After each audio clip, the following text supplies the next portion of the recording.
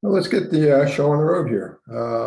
My name is Rob Layton. I'm the executive director of the iMission Institute. We are a digital marketing and technology consulting services, working exclusively with the nonprofit sector. We started in 2012 with the idea that the nonprofit sector can find better and better ways to use technology. Technology has moved much more quickly and in a remarkable way since we got started. And we're really excited about the things we're able to do with clients. We work both on the front end, and that is with your websites, your social, so forth, giving you the tools to be more successful in engagement with your various stakeholders and in your ability to connect with various constituents. We work on the back end in terms of the implementation and support of various CRM systems. We are a Salesforce partner, .org partner, and .com partner. And we are an Every Action and Salsa partner as well. But we really have gravitated to various platforms, whether it's WordPress on the front end, which is empowering to users, or to the back end Salesforce, Salsa, in Every Action.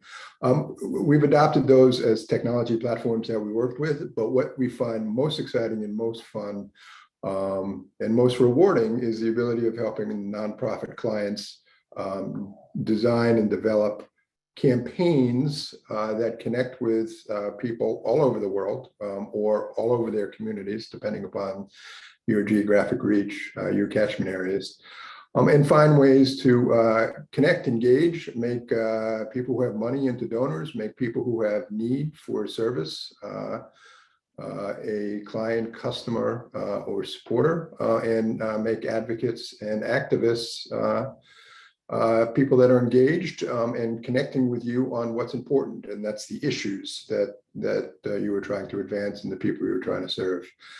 Today, the Google Grants seminar. Google Grants is one of many, many campaign tools that you can use. And so we want to dive in deep.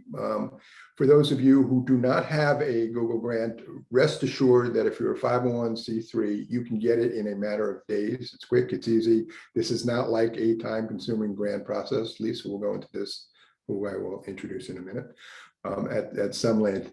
Where the nonprofit sector really has its greatest challenge today is how to best deploy the Google Grant in such a way that they can spend as much of the grant as possible, but not just for the purpose of getting traffic, but for the purpose of developing the campaigns that actually move people to some sort of action. So that's what we're going to talk about today, about how to get, again, we'll talk briefly about how to get your Google Grant, but really, more importantly, how to make the most effective use of that grant so you can, in that digital world, reach out to people you've never been able to reach out to and connect, and at the same time, enhance and improve your relationship, develop your brand with the people you already have connected with. So our presenter today is a Google Grant aficionado par excellence, and that's as much of my ability to speak any sort of foreign language. That wasn't a skill set that I was rewarded. But I'm going to introduce Lisa. She is our Director of Digital Communications. And Lisa, take it away. Thanks, Rob. You're welcome. So welcome, everybody. As Rob said, I'm the Director of Digital Communications for iMission, and I'm really privileged to work with lots of wonderful nonprofits all over the place. And one of the things that we are really passionate about, as Rob said, is connecting nonprofits and helping them to get their mission out, because you guys are the ones who are out there doing all the good work, and we're in the position to support you so that you can make the world a better place for everybody involved. So today we're going to be talking about Google Ads. And before we get into too deeply, I just wanted to do a quick poll here, if I can launch my poll. Am I not being able to switch slides now? Here we go. Oops, there we go. So there's a quick poll I'm going to launch here for everybody. If you wouldn't mind just Here we go, answering this quick question. So what I'd like to do is just kind of get a feel for where everybody is in real time and what your main challenge is for a Google grant, because we've been helping people with grants for a while now, and these 5 things that are listed here tend to be the main challenges that we're hearing. There could be, obviously everybody's different, but there could be a different answer here for you. But if your main challenge falls into one of these 5, if you can just let us know. We'll let this run a little bit longer here. Thank you for participating. So it looks like getting started and optimizing. Those are the two main challenges everybody's facing, and that is actually not really a surprise. Like I said, we've been working with our clients, and what we're hearing from everyone is that it seems a little bit daunting when you're thinking about a Google grant. So what is a Google grant and why is it important? This is what we're going to cover today. We're also going to get into some details about maximizing your grant. And then we're going to go through a couple of success stories from some of our clients and do some Q&A at the end. A little bit of housekeeping. If you have a question, please just drop it into the chat and we'll go through those at the end. There's going to be plenty of time for Q&A. So what's a Google grant? So Google Grants, as probably everyone knows, is it's a free advertising service. Google for Nonprofits allows nonprofits who qualify, and there's some basic eligibility requirements that are up here on the screen. If you apply to Google for basically acceptance into Google for Nonprofits and you are accepted, you are granted, there are 3 main Google products that you're given for free. You get Gmail for free, you get a Google Google Maps, and you get a YouTube account. So that's part of Google for Nonprofits. Once you're approved within the Google for Nonprofits ecosystem, you can then apply for an ad grant because Google then knows who you are. And the Gmail is Google Workspace, is that Google Workspace, yes, sorry, okay. yeah. That's your business domain platform within Google. Right, so thank you. And it provides a whole lot of opportunities, a whole lot of integrations to do a lot of important work. Because that is an ecosystem. I'm sorry. Yeah, no, that's thank you for saying that, because basically what that is it's not just Gmail, it's Docs, Sheets, Slides, all of these different, everything Google that you basically have free access to it. So if you haven't yet applied for Google for Nonprofits, I really highly recommend that you do that because it's a fantastic thing. And it's their domain. Yes, and they will actually, if you don't have a website, which we'll get into a little bit later, if you don't have a website, you can actually create a website through Google. They'll help you with that. And the mail is the domain. Right. Exactly. Yeah. So it doesn't look like it's coming from gmail.com. It's coming from yourorganization.org, whatever that is. Perfect. So yeah, you set that up. I should also mention we're a Google partner. So that's something else. Full disclosure, we're a Google partner. So what could your nonprofit do with $10,000 in free advertising every month? Well, there are 4 things that, to my mind, are really the 4 biggest points for nonprofits. Why would you want to have all of this extra money? Good question, right? Funny question. The first thing is to reinforce and develop your organization's brand, because you're going to use this money. We'll get into this in a few minutes. There are some stipulations about how the Google grant funds are used. But this is first and foremost, this is your organization out in the world. There's a lot of noise out in the internet. There's a lot of competition. So if you have a Google grant, this is money that you can spend every month to promote yourself, to promote your brand, not just your mission, but who you are, what you're doing. So that's a big deal. The second thing you can do is, and this is, obviously near and dear to all of our hearts, is finding supporters. Passionate about your mission, what you're doing, finding volunteers, finding advocates, finding people who are going to be empowered by what you're doing and to get out there and get the word out there and to do to amplify your message. This is huge. The next thing, another near and dear to every nonprofit's heart, is increasing your donor base, not just individual giving, but also sponsors. You can do ad campaigns based on anything that you want, essentially, almost anything that you want, but you could do a targeted campaign that's all about just individual giving, just an event. Or if it could be around a sponsorship event, if you do a gala or a big, an annual event, that kind of thing, you can do ads around that. And we've worked with organizations doing that. We can talk about that a little bit later, and they do pick up sponsors that way. So note to self. And then this last one is growing awareness of your organization's overall mission. So this is something that obviously this is different from branding. Okay, so branding is who you are, but this is your mission is what you're doing. So you can do specific campaigns around different pieces of your program. You may have one program, you may have 100 programs. So you can do campaigns focused on any of these. Okay. So what's the catch? Right, there's always a catch. So remember, Google Grant is a grant. For all of you out there in the grant world, and I'm sure you can all, we all feel the same pain in doing grant applications.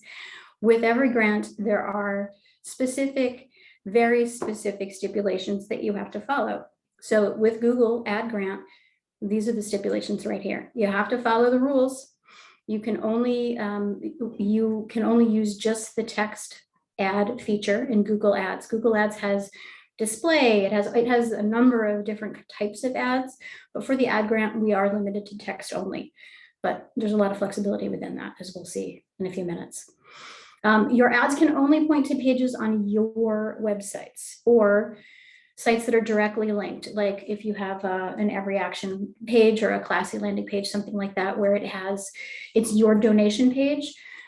There's a couple of different things that we have to do. It's not a straightforward thing, but it's absolutely doable to point to that kind of a landing page. We just have to make sure that they're linked in the analytics in the back end. I'm going to try not to get too wonky with you because, as Rob knows, I'm an expert at getting into the weeds on this, and we could do a whole webinar on wonkiness, but I'm going to try. So I'm going to try to stay on message today. But essentially, for Google Grants, your landing page needs to be housed on your website. So if you don't yet have a website, then that's going to be step one, is you need to have your website good to go before you apply for Google for Nonprofits and for the ad grant. Within the ad grant, it's a Google Ads account. So I don't know if any of you have experience with the Google Ads account, but there are a lot of moving parts in an ads account. Having a cost per click limit it's a parameter within the campaign and the account settings. Okay, and you also have a daily budget of $333. So yes, you have $10,000 a month to spend, but Google divides that evenly across the 30 or 31 days. So it usually comes out to about $333. So you cannot spend the whole $10,000 on your first day. Much as we might want to do that, you can't. What happens if you reach your daily budget of $333? Say you're running campaigns and the clock starts ticking at midnight. So there's not usually a lot of traffic depending on what's going on, but you might have a lot of traffic. If it's 9:30 in the morning and you've hit your $333 budget, your ads won't show anymore for the rest of the day until midnight the next night. That's how it works. It's not there. You will not be charged. It's not like if you hit your $333 limit and then all of a sudden you have to start paying for things. It's not how it works. Google will just stop showing your ads. It's very simple. Applying for the grant. So Rob talked about this. This is actually, it's a pretty straightforward application process. It can be done in just a few days. Part of the application process is opening a TechSoup account, and TechSoup works hand in glove with Google, and essentially they're going to give you a little token that you use for validation purposes to get your account set up. Once you're approved, you're good to go. But like we said, this is not a regular grant application where you put in the application and then you say your prayers and hope and pray, and then 8 months later you find out whether or not you get the funding. This can be turned around in some cases in 2 weeks. You know, we've seen that happen. 2 to 6 weeks is it? I think 6 weeks is probably on the outside, to be honest. I think it usually happens a lot faster than that, but depending on if you're opening a brand new account, or if you're an account that if you've had a problem. So that's what this is. Some of you may be in the situation where you have a Google Grant account and it may have fallen dormant. Maybe you had somebody in your organization who set it up and that person may no longer be with you. This we hear a lot as well. Google Ad Grants can be complicated. And so if it's fallen dormant, you can untangle it, but it does take time. So as I have up here on this slide, you need to be patient. There's a lot of different steps involved in untangling grants, but you can do it. It is absolutely doable. We've done it a bunch of times successfully, and it's definitely worth doing, because remember, at the end of this rainbow, there's $10,000 a month in advertising. So it's worth a few weeks of untangling. Yeah, and just to be clear, folks, that you're getting a credit to advertise in the Google search network. They're not writing you a check, right? They're giving you a credit to do search advertising on Google. Google represents way, a very high percentage. I don't know the latest, but 80–90% of searches in America are happening on Google. So that's where that's effectively what that $10,000 is for. Right. I think I just read, I think it was last week, there are 81 billion with a B searches monthly. That's a lot of searches. That's a lot of searches. It's like me looking for my keys. Right. With all one. With you on that one. All right. So with all that stuff being said, so what we want to talk about here today too is maximizing. How do you, once you have your grant, how do you maximize it? What are things that you can do to make it work for you as best as possible? So here's a couple of best practices that we've tested and tried and worked with lots of different clients. And so these are the top 7 things that I've come up with here to go over with you today. And we're going to go over each one of these individually. So don't worry. And oh, by the way, we are recording this and the slides will be available as well as the recording within a couple of days. Sorry, I should have said that up front. So these are, let's jump in and we'll start where I have, this might seem a little bit counterintuitive, but we start at the end. So what does this mean, starting at the end? When you're looking at it to build an ad campaign, you need to think about what your goal is. What is your ultimate goal? What action are you targeting? Any of these look familiar? Are you trying to get people for your newsletter? Are you looking for new donors? What is it, what you have to sit down and, going through this process, while it might seem a little bit tedious, absolutely pays off. So this is, we'll go through each of these. Figuring out what your end goal is right at the start will inform the rest of your campaign. And Lisa, with the $10,000, what's your thoughts about having multiple campaigns pursuing the various, maybe you want to run 5 campaigns, that's doable. And absolutely, that's doable. So each of these can be, that's a great question. Thank you, Rob, that each of these can be a campaign. If you want to get new newsletter signups, you want to get new donations, each of these can be a specific ad campaign within your account. Run at the same time. Run at the same time. Now, remember, you've got $333. So if, for example, say I'm running 5 campaigns, I've got all of these running, and I might have some keywords, and we'll get into keywords in a little bit, that are soaking up, that are expensive. For example, maybe I'm doing an event and one of the keywords is a highly competitive keyword, and it might be something like $30 a click.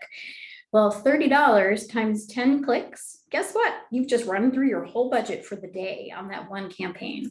So there are some tweaky things that you can do. You can set limits for each one of your campaigns of how much money per day that you can budget. So you can control that, but you can absolutely, conceivably, you could run 100 campaigns at the same time if you wanted to, but you would just have to be careful about the budget. Right. So maybe you emphasize donations in the last 6 weeks of the year when people are giving, and then you're doing awareness, earlier on, and you have a gala coming up or an event, you would focus your money there and cycle it to your calendar. Absolutely. And another beautiful thing about Google Ads is once you build that campaign, you've got it built out there. So like Rob is saying, we're all heading into Giving Tuesday and year-end campaigns. You could build that campaign this year, run it through the end of the year, maybe the first few days of January, and then you pause the campaign. It's in there. Next year, all you have to do is resume your campaign. You just turn it right back on again. You can do some tweaking if you want, of course, but once it's built, it's in there. And unless you would delete it, but I would highly recommend you not delete campaigns once they're built. Yeah. Yeah, you want your history. And the other thing too is that within your account, you're going to also have your account history. So you don't have to guess, how did we do? Go back and look at your reporting. It's right there, right?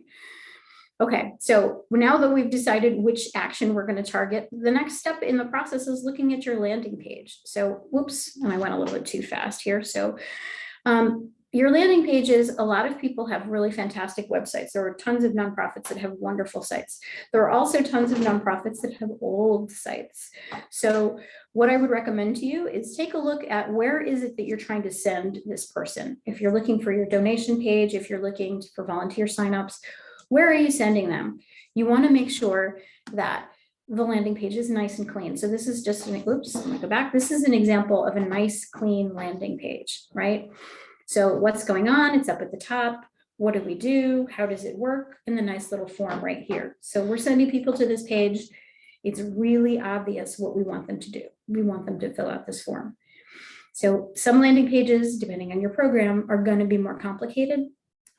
We were lucky this one we could do nice and easy, very simple. And the overall flow is this. So here's a sample of a Google ad up here in the upper left. So your ad is shown to people who are doing a search. The user clicks on the ad, they go to your landing page, and then they complete the action, which is called a conversion in Google Analytics parlance. So we can get really wonky and go into all of these terms and definitions and things, but a conversion is essentially the action you want someone to take. So whether it's having them sign up for your newsletter, making a donation, registering for your event, that's the conversion. The simpler and more clear your landing page, the better you're going to do. So this it's not perfectly related to the Google Ads campaign, but the better your landing page, the better your results will be for your Google Ads. And so when you're planning your campaign, Google generalizes campaigns into 4 main types. And this is when you're building your campaign within Google Ads. You've got awareness, consideration, conversion, and revenue focused. In our experience working with nonprofits, we basically use the first 3 of these. Awareness is things like branding, consideration is awareness also, and then conversion is getting people basically off the blocks to do what you want them to do. Revenue focused we can do, but that's definitely, it's more complex, and most nonprofits are, because you've got the $333 budget at the end of the day, you really don't need to focus so much on your overall budget. Like if you only had $2,000 to spend over 10 weeks, you'd have to really focus on that. Luckily, we've got $10,000 a month that resets itself on the 1st of every month. So we don't generally use the revenue focused campaigns too much. Not to say that you can't, but this is basically Yeah, before you go on, let me ask. Yeah. So, I mean, the idea here is that you're using your Google grant to help people discover you and what you do. Mm-hmm. And the action you're trying to get them to do is give you enough information that you can really start branding your brand and building your relationship with these folks, Mm-hmm.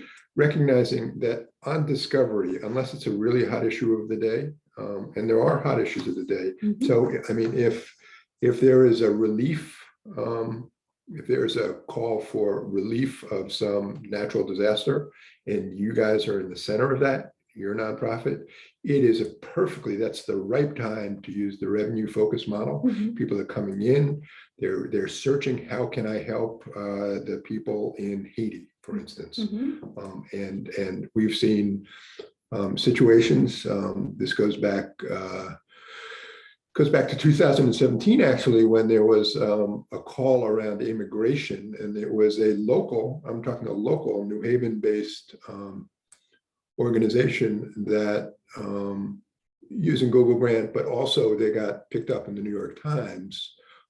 They drove people to a landing page, a good, clean, simple landing page that Lisa was talking about, and in 3 days raised $100,000 from people they had never met. So the idea of building the campaigns, but being nimble and having your ear to the ground as to what people are concerned about and are acting on. And the key point, what people are searching, is critical when you think about managing this through the year. Absolutely. And so, like I was saying, this is what most nonprofits will begin with this, but to kind of build off of what Rob was saying too, with search, it's all about intent, right? So if you're looking for a Mexican restaurant near you, that's about intent. What are you doing? People who are typing in search looking for nonprofits are usually looking for there's a specific topic they're looking for, whether it's the environment, looking for a homeless shelter, looking for, you name it. And there's going to be different kinds of intent. So there are going to be people who are looking for your services. There are people who are looking to help you, people who are looking to find you, and maybe people who are looking to sponsor you. So those different areas of intent, all of those, we can also build campaigns around each of those as well, because that's a big piece. So Go ahead, I'm sorry. I was going to say, people don't go to Google with just, oh, show me something. The other side where the revenue focus can work is, and I saw that there's some arts organizations on here. If you're running if you have a play, a concert, exhibition, and that there's a ticket pricing associated with it, and you want to be appealing to a group that has an interest in those issues, that may not just be looking for your specific event, that would be a good application as well. Right. So it's again, thinking about who you are and what you want to do. Really nice segue, Rob, because now we're going to be talking about keywords. That was unplanned, by the way. So I just love Scrabble tiles. So we're going to be talking a little bit about keywords. So what are keywords? So we were just talking about search. When someone goes to Google, yourself included, you go to Google and you type in, homeless shelters near me, right? Those are your keywords, homeless shelters near me. Those are the words that Google looks at.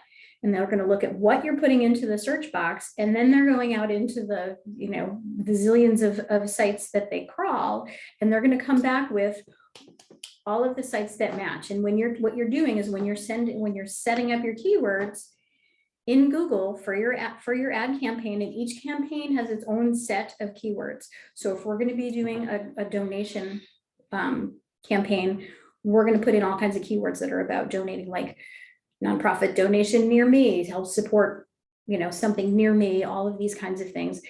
And that's how we build it. So those keywords are really critical. And so one of the things that we do at iMission is when we start working with a client, we look at their website and we find out, what keywords are you already ranking for? What content do you have in the site that people are already organically finding you for? Is it, if you're an arts organization, is it, local theater? Is it, it could be anything, orchestra, music, that kind of thing. It could be any of those keywords that people are already finding you. We want to know what those keywords are, and we want to build off that traffic. Okay. Which keywords are you missing? This is sometimes harder to define, but we can do something. It's called a gap analysis. That's why I've got that term in there. So we look at all of the keywords that you're ranking for. And then we also look at what your competitors are. So if say there's another organization, it might not be in your town, it might be in your state, but they do kind of the same work that you do. We can take a look at their website and see what keywords they've got that they're hitting that you're missing. And then that speaks to content that you'll probably want to develop on your site. You want to have those keywords within the regular content that you have, whether it's a blog post, an article, just something on one of your main pages. You want to have those keywords present. When you have the keywords on your page present, and you also have it in your Google ad, Google makes that connection. So it understands contextually, and we'll talk about the artificial intelligence a little bit, that it's getting smarter and smarter every day, so that Google will look at your keywords, we'll look at your ad, and we'll look at the search, and it finds the best combination to show people. Okay. The last thing that's on here is, what keywords do you not want your ads shown for? So for a perfect example, we work with actually a local organization here. It's a homeless shelter for women and children. So if someone types in shelter near me, we don't want them to be shown animal shelters. right? Because if somebody were to type that in and our ad was shown, that's using our budget to show that person an ad. We don't want them to be shown that ad, so we're not going to put in, and we're going to tell Google, if someone's typing animal shelters, don't show them our ad. So keeps your budget in your pocket. Yeah, related examples, we work with a organization that is an anti-litter organization. They put probably 600,000 volunteers into communities every year to clean up their communities and eliminate litter. Right. Of course, there's litter on the streets, and then there's kitty litter. Right. Again, so it's being thoughtful about what words you don't want to show it. Right. Exactly. So negative keywords, they're not sexy, but they're hugely impactful. Right. So kitty litter, I love that. I forgot that one. All right. So when you're planning We're both cat people. Yeah, that's right. So. That's right. So when you're planning your campaign, so there are some fantastic keyword planning tools. Okay. So Google has their own. Of course they do. Of course they do. They actually have a couple of them. So the keyword planning tool is within the ads account. So you can go in when you're building your keyword bank, you can use the planning tool right there. The great thing is once you put in a couple of things or you put in your landing page, Google is going to automatically suggest things to you. Again, this is the artificial intelligence that's blindingly fast and amazingly accurate. That being said, it's not 100% accurate. The other thing that we also use, we use additional outside online keyword tools. So there are a lot of really good reputable companies that offer keyword planning tools. And it's definitely, you can do a free trial membership if you're not sure. You know, there are a couple that we work with, and they're not expensive. And like I said, it could be something that you use for 3 months to get yourself established until you get ready, and then you can turn that off. So you don't want to be, spending all your budget on tools, but they're definitely worth checking out. Okay. So let's talk about a little bit. Let's get into the details, and it's not too much into the weeds, I promise. So building a text ad, what is it? What are the different parts of a text ad? There are 3 main parts. And so thanks to Google for this lovely little graphic. The number 1 here, this is comprehensive insurance. That's your headline.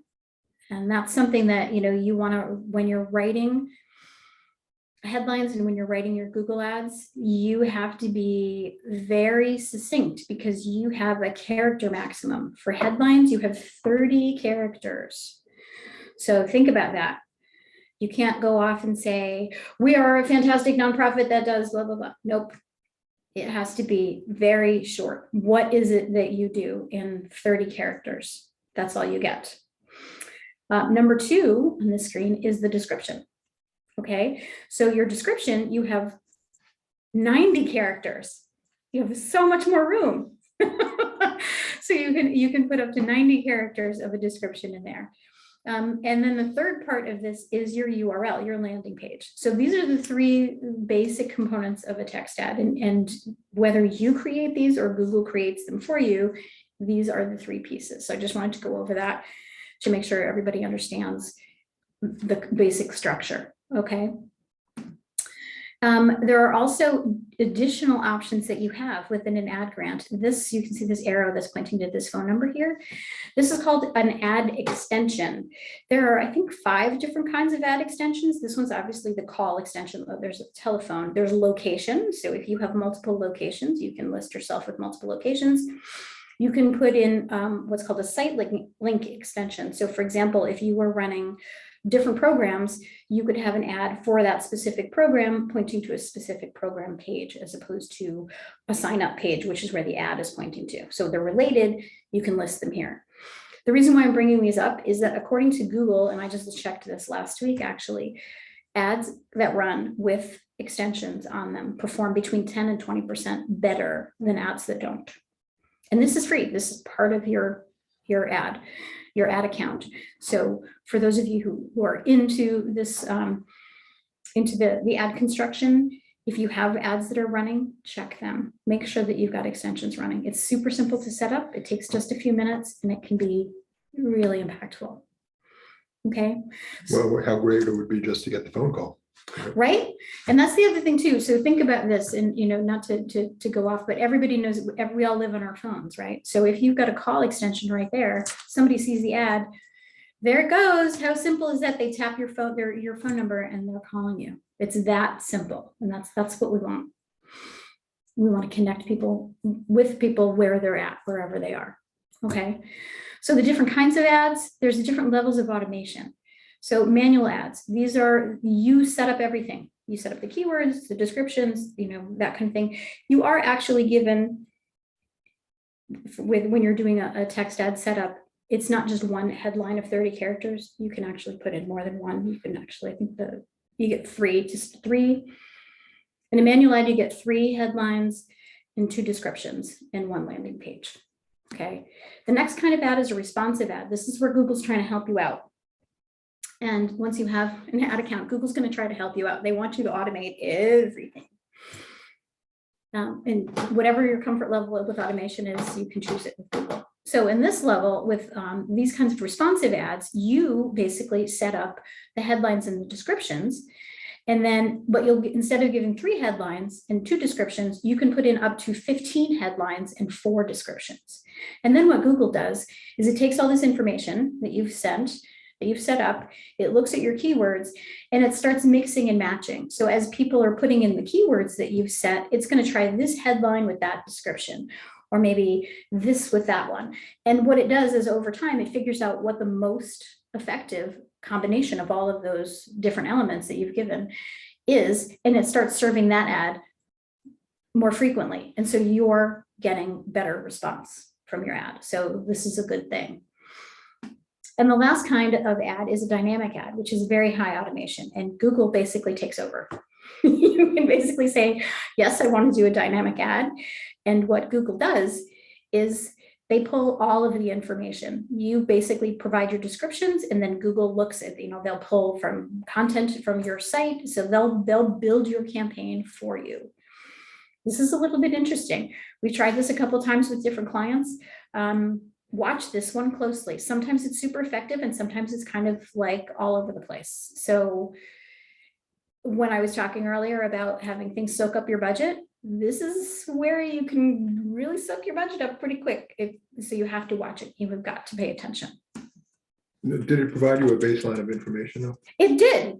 And, so that's why, I really think that when you've got an ad account, and at iMission, we love to test things. We're constantly pushing the envelope and saying, well, what if, and how will this work? And then learning from that. So I think that it's definitely worth trying. But, like I said, keep an eye on it.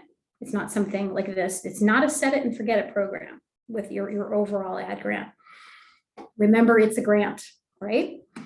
So you have to continue. You have to continue to access the account. You need to get in there, and Google knows when you're in there. And so if you haven't logged in within 90 days straight, Google will flag you. And whoever is the main point of contact in your account is going to get an email saying, what's going on? Is this account still active? And if no one responds, you do risk having the account taken offline, or it goes dormant, if you will. They won't unplug it. You don't lose your history, that kind of thing. It's just basically they lock it, and then you have to get access, which is what we talked about, untangling a Google account. Once it's locked, then you have to go through the whole untangling process. And then the other piece is, we talked about this a little bit, is that it's a grant. There are specifics that you need to meet. And so there are some specific account activity levels within your ads, once you've got them up and running, that you have to continue to meet. These 2 are the 2 big ones, the keyword click-through rate and the keyword quality scores. This is something you need to pay attention to over time.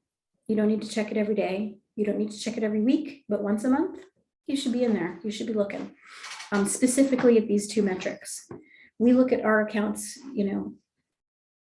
pretty much every day, because that's what we do. But it's not the kind of thing that once you've got your accounts up and running, you do need to get in there and stay involved. Yeah, and recognize that these metrics are also your metrics. They're not just Google. I mean, these are the metrics that say you have an effective campaign or not. It's kind of a baseline of what an effective campaign is. So it's a collaboration, and these are good numbers for us all to get organized around. Exactly. And so in a best practice here, this may seem obvious, but for some people it might not be, is integrating your Google Ads account with your Google Analytics. Almost everyone has Google Analytics on your website, which monitors all of the traffic and the traffic sources and all these different great pieces of information. If you integrate your ads account together with your analytics, you get a lot more information, and it's a more holistic picture of what's going on your site. We should do a webinar on Google Analytics for nonprofits. Hey. Charlie Comstock, are you listening? Okay, so a few thoughts on Google's ad optimization feature. So when you're within your Google Ads account, Google is going to give you an optimization score. And this is really fantastic, and it's by campaign. So kind of speaking to what you were saying, Rob, is if you're running a campaign and it's all, you're running on all cylinders, everything is going great, your optimization score might be 96, 97, 98. Sometimes we've seen that 100%. You're doing everything that Google thinks you should be doing to make this campaign as effective as possible. Other times you might see something that it's got a 70 or 72 or 73. Google is then going to tell you to click on that. When you come to your main dashboard, if you click on it, it's going to open up a new panel, and Google's going to tell you, these are the things we think you should look at. It could be that you have duplicated keywords. You might have a headline that's wrong. You might have a broken link. God forbid you have a broken link, things like that. So these are all different things that you can look at. You can apply, there's a quick fix. You just hit apply and Google will automatically fix things on your site. This is great, but I wouldn't just do it all the time. So that's, this is again going back to Google's AI is fantastic, but ultimately you're the driver. You're in the driver's seat for your organization. So, things to consider is, when you're in there, don't automatically assume because Google says I should do it, I should, and just hit apply on everything, because you might wind up doing some things you didn't really intend. So that's my own personal hobby horse. I'm sorry. I apologize if anyone from Google is listening. I don't mean to cast aspersions. I'm just saying. The answer is there is always somebody from Google listening. Very likely. All right. So all of this being said, all of this optimization. So let's give you guys some concrete examples of nonprofits using a Google grant. We've got a question in the chat. Let's just take a quick look. Okay. Let's see. This was about, we were talking about the Google suite of products. What if we don't need the Google suite of products? That's okay. If you apply for Google for nonprofits, you don't have to open any of or activate any of the products. You can choose. If you only want to use YouTube, use YouTube. If you want to use Maps, use Maps. If you don't want to use any of them, you just want the grant, okay. Yeah. I mean, it's also their way to confirm that you're a 501c3. Exactly. Okay. And then someone asked if the click-through rate needs to be over 5%. It needs to be 5% or over. Yes, your overall keyword click-through rate. Yep. And that's overall. It's not for each specific keyword. Okay. So if you're looking at a full campaign, and this is where we can go, I promised I wouldn't get into the weeds. I apologize. If you're looking at your campaigns as a whole, you're going to want to look at your keyword performance. And just be aware of if there's a keyword that's like at 0 or really low, there might be a low volume there. That's okay, because Google knows if it's not being served a lot, then that's all right. But if you have a keyword that is being served a lot and you're getting a really poor click-through rate, then that means there's probably a disconnect between that specific keyword. If you've got a keyword that says, I don't know, let's pick like a fundraising keyword, that's something donate now, but your campaign is to register for a paid event, that doesn't go. So you're going to want to remove that keyword. You're not going to want to have those, the specific keywords dragging down your account, because if you eventually fall below that parameter, Google's going to come, they won't knock on the door, but they're going to email you about it. So, and recognize what Google's doing, to give you I mean, there are a lot of people, if you want to be on the top of the page or pretty high up in the rankings with Google Ads, right? Google wants to make sure that that the people who are searching are getting something relevant and interesting to them. And their measure of whether it's interesting or relevant to them is if they've clicked through. So what we're saying is that we've created a search for the audience around the keywords. And we're going to talk about audience. I didn't put it in here, but we can go right ahead. No. Well, again, they're different. You can target specific audiences, age, gender, location, lots and lots of different ways that you can target in addition to keywords. But Google really wants to make sure that the searcher's experience is great, and that 5% is an indicator of whether you are meeting the searcher's need, right? So that's why that's there.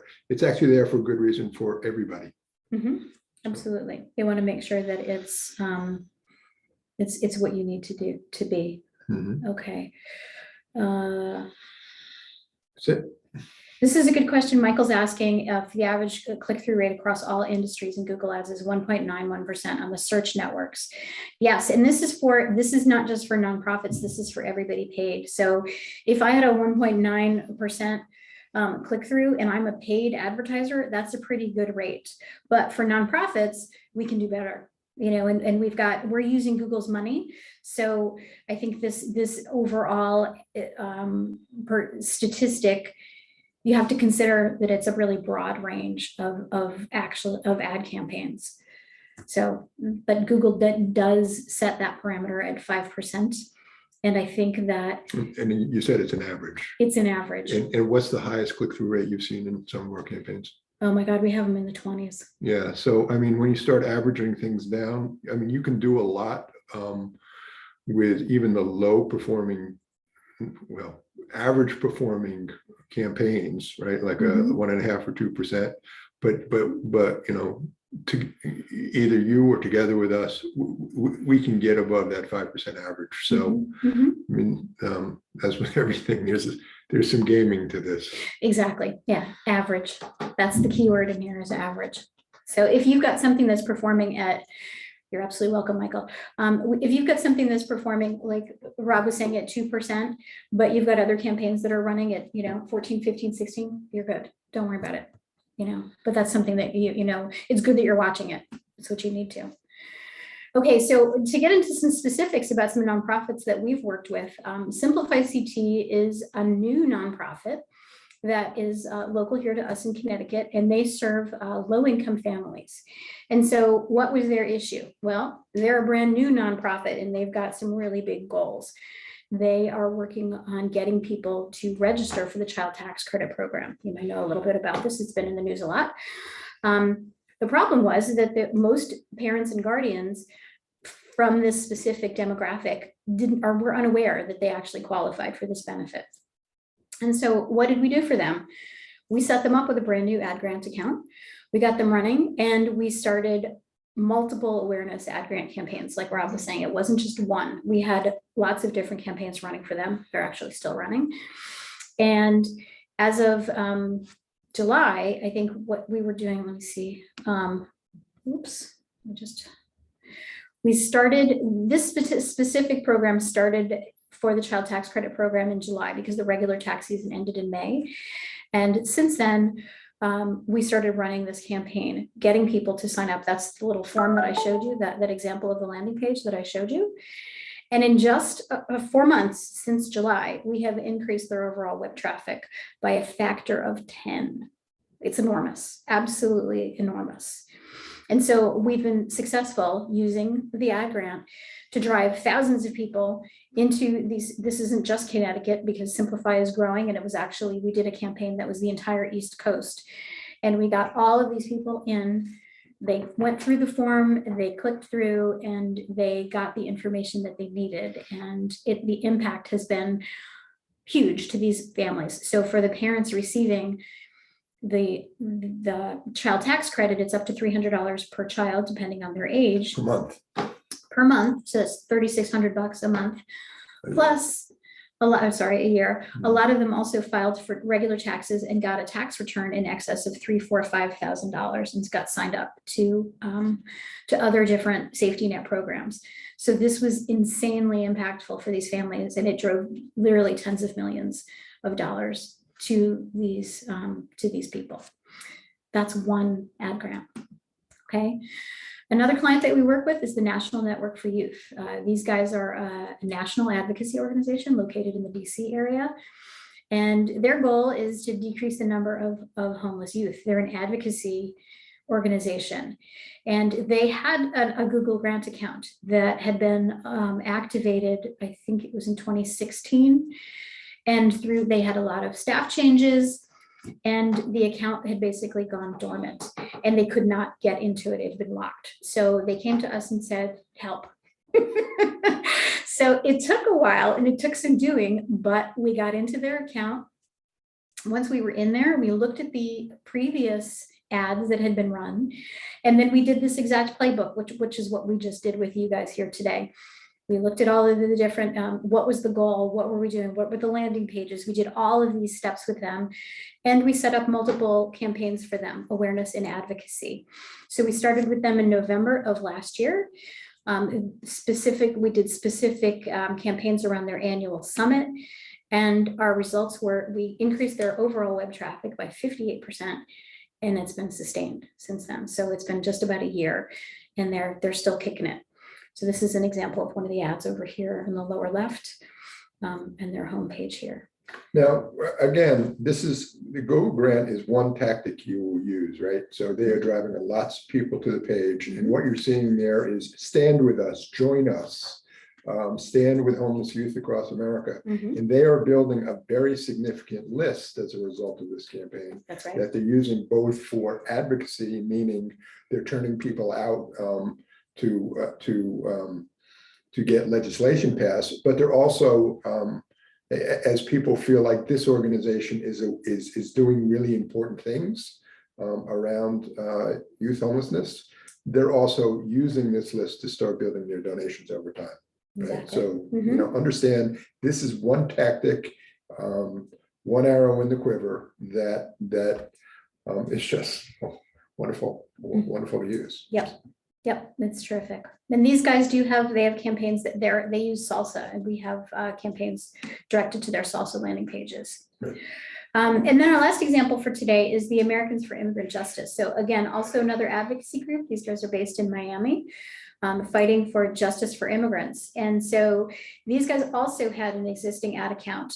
It wasn't completely neglected. It was still online, but they needed help managing it. So that's exactly what we did. We jumped in, we looked at what had been done, and then we looked at what was working. And so some of those campaigns continued, and then we came up with a bunch of new ones for them and launched those. And this is, again, starting in July of this year, their web traffic is up 41%, and their advocacy list has jumped, and they're getting tons of new donations as well. This is an example of one of their donate pages.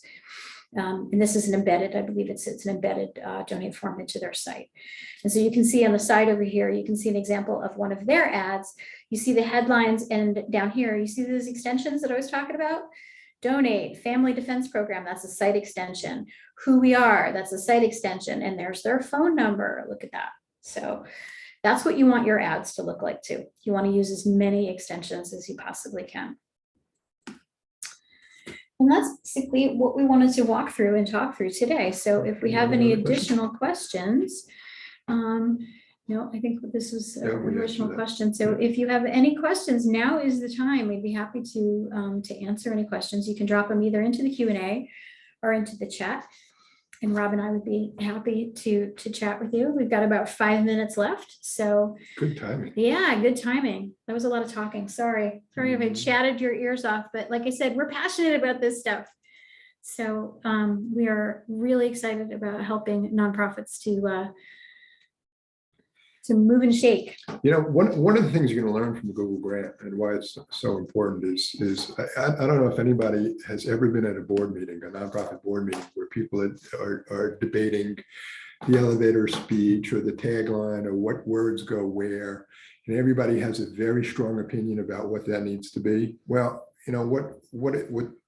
what's real is how people out in the world are responding to various messages, various taglines, various headlines, various positioning, and even more so, what issues that are important to the folks out there that these particular nonprofits are doing.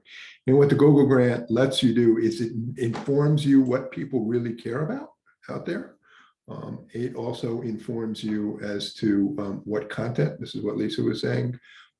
If we're finding lots of interest somewhere, but we have no place to send them, it tells us what we need to do in terms of building our organization. And just kind of a large scale example of that is on that Simplify CT example.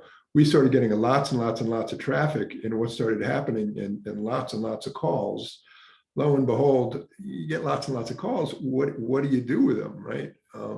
So a call center was actually set up to handle those kind of calls. That call center is now also being used by HHS.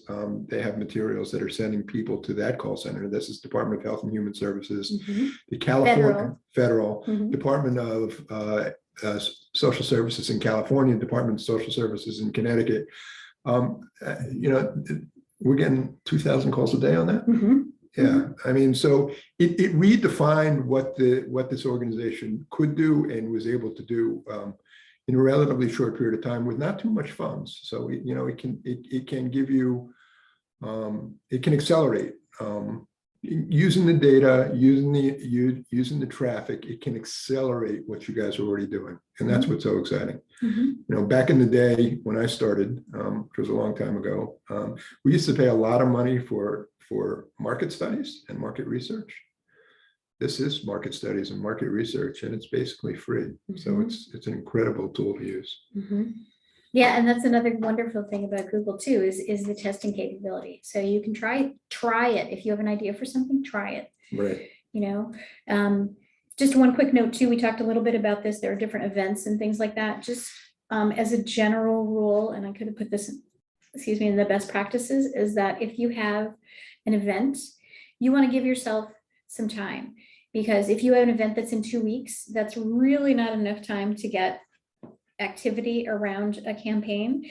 6 weeks out, you're good, that kind of thing. So take a look at if you've got an event horizon coming, you've got your event is in, December, we're having our gala or something like that. You could launch a campaign now and get people to register for that. You want to give people time to do that. You want to give Google time to put that, to get that working. Okay.